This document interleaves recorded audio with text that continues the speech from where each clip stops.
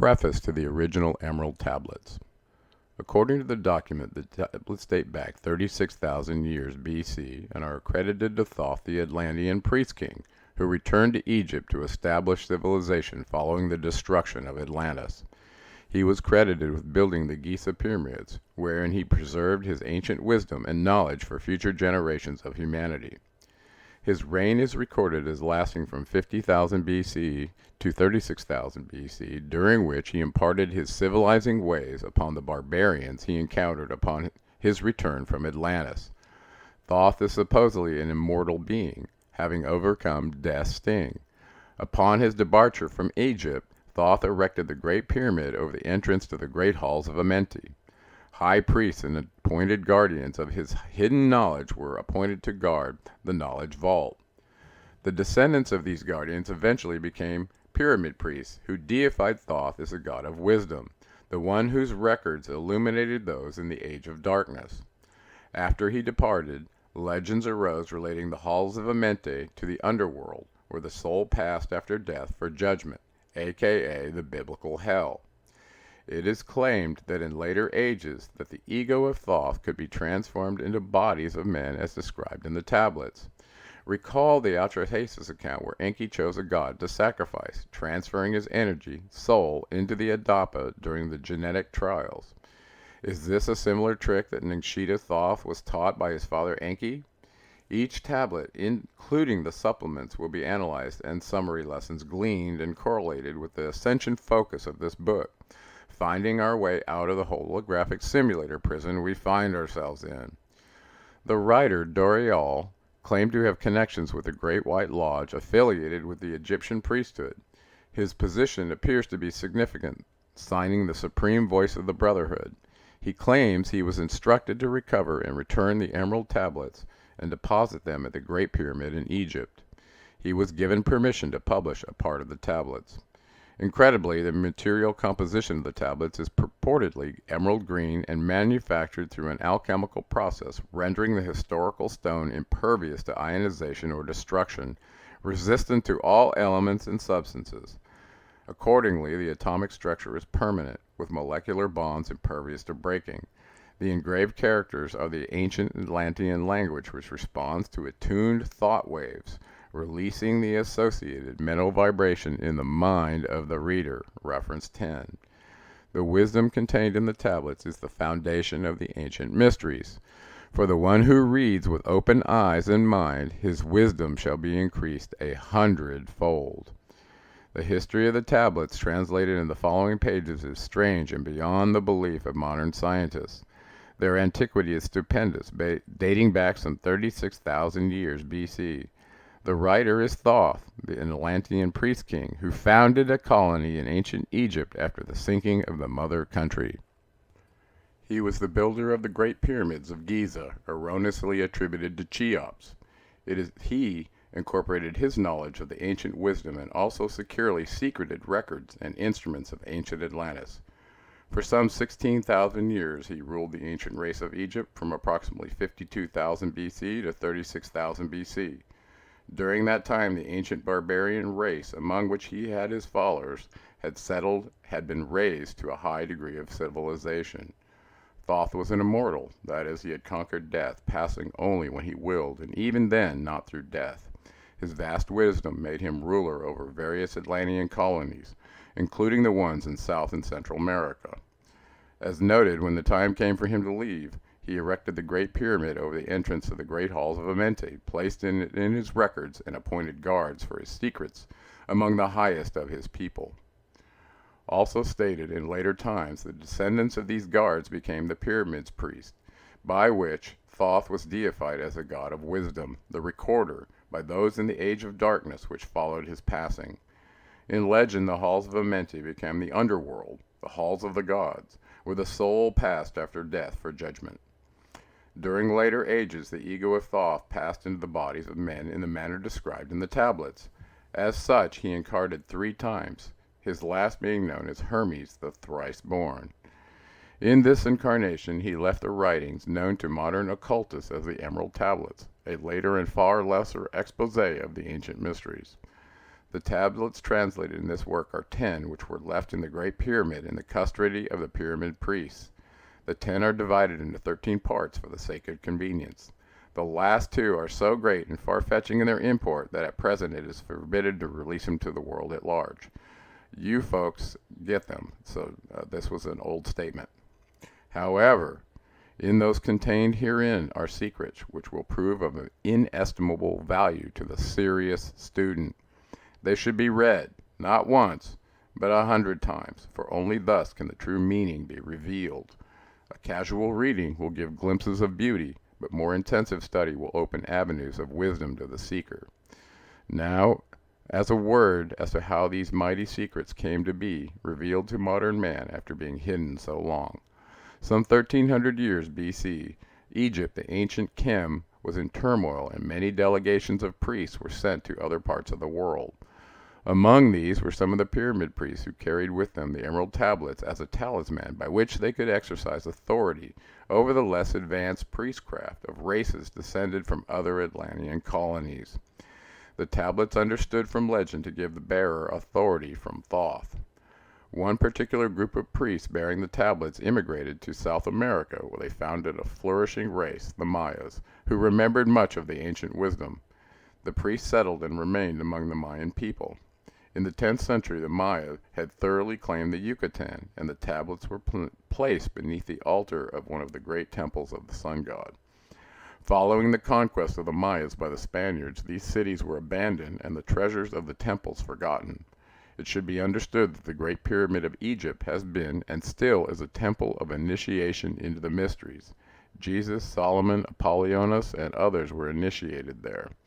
The writer, Dorial, who has a connection with the Great White Lodge, which also works through the pyramid priesthood, was instructed to recover and return the Great Pyramid, the ancient tablets. This, after adventures which need not be detailed here, was accomplished. Before returning them, he was given permission to translate and retain a copy of the wisdom engraved on the tablets.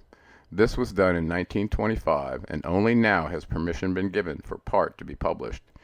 It is expected that many will scoff, yet the true student will read between the lines and gain wisdom. If the light is in you, the light which is engraved in these tablets will respond. Now a reminder again about the material aspect of the tablets. They consist of 12 tablets of emerald green formed from a substance created through alchemical transmutation. They are imperishable, resistant to all elements and substances. In effect, the atomic and cellular structure is fixed, no change ever taking place. In this respect, they violate the material law of ionization. Upon them are engraved characters in the ancient Atlantean language, characters which respond to attuned thought waves, releasing the associated mental vibration in the mind of the reader. The tablets are fashioned together with hoops of golden-colored alloy suspended from a rod of the same material. So much for the material appearance. The wisdom contained therein is the foundation of the ancient mysteries, and for the one who reads with open eyes and mind, his wisdom shall be increased 100-fold. Read, believe or not, but read, and the vibration found therein will awaken a response in your soul. In the following pages I will reveal some of the mysteries, which as yet have only been touched upon lightly either by myself or other teachers or students of truth. Man's search for understanding of the laws which regulate his life have been unending, yet always just hidden beyond the veil. This veil shields the higher planes from material man's vision, the truth that has always existed, ready to be assimilated by those who engage their vision by turning inward, not outward, in their search. In the silence of material senses lies the key to the unveiling of wisdom. He who talks does not know, but he who knows does not talk. The highest knowledge is unutterable, for it exists an entity in lanes which transcend all material words or symbols. All symbols are but keys to doors leading to truths, and many times the door is not opened because the key seems so great that the things which are beyond it are not visible. If we can understand that all keys are material symbols, are manifestations, and are but extensions of a great law and truth, we will begin to develop the vision which will enable us to penetrate beyond the veil. All things in all universes move according to law, and the law which regulates the movement of the planets is no more immutable than the law which regulates the material expression of man. One of the greatest of all cosmic laws is that which is responsible for the formation of man as a material being. The great aim of the mystery schools of all ages has been to reveal the workings of the law which connect man, the material, and man, the spiritual. The connecting link between the material man and the spiritual man is the intellectual man, for the mind partakes of both the material and immaterial qualities. The aspirant for higher knowledge must develop the intellectual side of his nature, and so strengthen his will, which is able to concentrate all powers of his being on and in the plane he desires. The great search for light, life, and love only begins on the material plane. Carried to its ultimate, its final goal is complete oneness with the universal consciousness. The foundation in the material is the first step. Then comes the higher goal of spiritual attainment. In the following pages, I will give an interpretation of the Emerald Tablets and their secret, hidden, and esoteric meanings. Concealed in the worlds of Thoth are many meanings that do not appear on the surface. Light of knowledge brought to bear on the tablets will open many new fields for thought. Read and be wise, but only if the light of your own consciousness awakes the deep-seated understanding which is an inherent quality of the soul. Introduction to the original interpretation. Doriel provides a meta-analysis in his introductory interpretation and explanation of the sacred texts. He makes an interesting statement as to the veil which has been imposed on mankind's search for meaning. Viktor Frankl wrote a seminal book called Man's Search for Meaning, in which he explored the idea of ultimate freedom, which he taught could even be found behind the bars of a prison of war camp, the event that inspired him to write the book. This need to know our primary questions is seminal. Who are we? How did we get here? And where are we headed as a species? These questions strike at the heart of the quest for life's meaning, according to Doriel. Man's search for understanding the laws which regulate his life has been unending, yet always just beyond the veil, which shields the higher plane from material man's vision. The truth has existed, ready to be assimilated by those who enlarge their vision by turning inward, not outward in their search. As discussed in Chapter 3, it should be clear that we are electrical beings, and this composes the holographic veil between the material and spiritual world alluded to by Doriel. This enslavement is the basis for the supposition that we are segregated from the frequencies which represent higher consciousness, and not just within the visual spectrum either. This is an electromagnetic issue which manifests in the design of the sensors that we as humans are equipped with as meat modems. Our direct environmental sensors are but a few, whose functions include seeing, hearing, touching, tasting, and smelling. Recall as an example that our vision is quite limited, only spanning 400 to 700 nanometers in wavelength. For those who prefer it in frequency, 400 nanometers is 7.5 times 10 to the 14th hertz, and 700 nanometers is equivalent to 4.285 times 10 to the 14th hertz. Figure 13, Electromagnetic Visual Spectrum Limitations. As one can plainly see, the visual spectrum for humans is quite narrow. Imagine that we could see into the near-infrared or the ultraviolet range, which sandwiches the rainbow-color spectrum we perceive. Perhaps we would find out that we are not alone. In this case, the physical visual veil spoken of by Doriel can be understood scientifically. Thus, searching for meaning in the transient material world is discouraged, whereas an internal search for the areas where energy meets matter is where the quest must be focused. So, for those of you headed to the military surplus store to acquire some night vision goggles or infrared binoculars, consider the advice from Doriel. Go within yourself, optimizing the chakra wavelengths where the energy vortices within the body animate our physical matter. We hear poorly as a species, limited in frequency from approximately 10 Hz to 20 kHz. Consider that even dogs hear more effectively than humans, and most predatory birds and cats have not only night vision, but better range and sensitivity to light. Perhaps if we evolve as a species or get another genetic upgrade, we could utilize solar radiation via our pineal glands again to regulate our skin color and energy absorption like an iguana. Nature's creatures are far better equipped than the Anunnaki primitive workers are, combat equipped with useful sensors for the electromagnetic spectrum interface to the holographic veiled simulator. All symbols are but keys to doors leading to truths, and many times the door is not open because the key seems too great. The things which are beyond it are not visible.